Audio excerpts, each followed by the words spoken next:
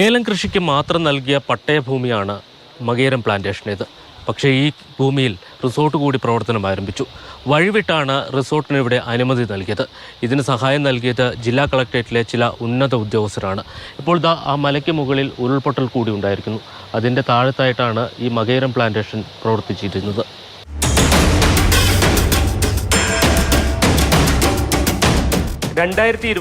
October 28 Pallivasal panchayat സെക്രട്ടറിയുടെ ഒരു കത്തിൽ നിന്നാണ് എല്ലാം തുടങ്ങുന്നത്.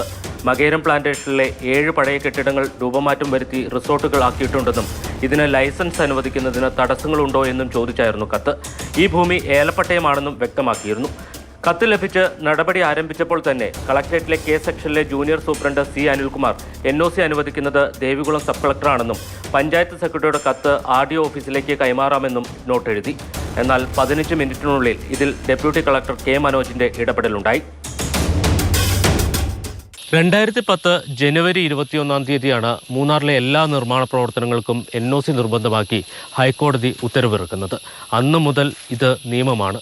പക്ഷേ ഈ ഉത്തരവ് നടപ്പിലാക്കാൻ നിർദ്ദേശിച്ചുകൊണ്ട് ദേവികുളം സബ് കളക്ടർ ഉദ്യോഗസ്ഥർക്ക് നിർദ്ദേശം നൽകുന്നത് 2016 അതുകൊണ്ട് 2016 മുമ്പുള്ള നിർമ്മാണങ്ങൾക്ക് NOC വേണ്ട എന്നുള്ളതാണ് ഡെപ്യൂട്ടി കളക്ടർ കെ മനോജിൻ്റെ കണ്ടെത്തൽ.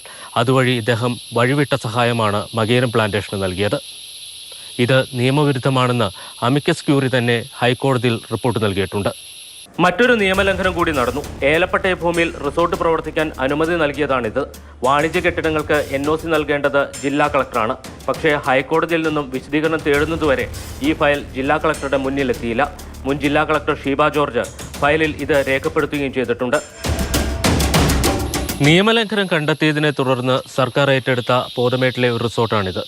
ഇതേപോലെ മകേരം പ്ലാന്റേഷൻ്റെ കാര്യം ഹൈക്കോടതിയിൽ എത്തിയതുകൊണ്ട് മാത്രം അതിൻ്റെ പ്രവർത്തനം അവസാനിപ്പിച്ചു. ഇങ്ങനെ എത്ര നിയമലംഘനങ്ങളാണ് മൂന്നാറിൽ നടക്കുന്നത്. യാതൊരു ഓഡിറ്റിങ്ങും ഇവിടെ നടക്കുന്നില്ല. മൂന്നാറിൽ നിന്ന് വിനു കാഞ്ഞിരപ്പള്ളിക്കും നിഖിൽ ജോസഫിനുമൊപ്പം ജെയിനസ് രാജു, മാതൃഭൂമി ന്യൂസ്.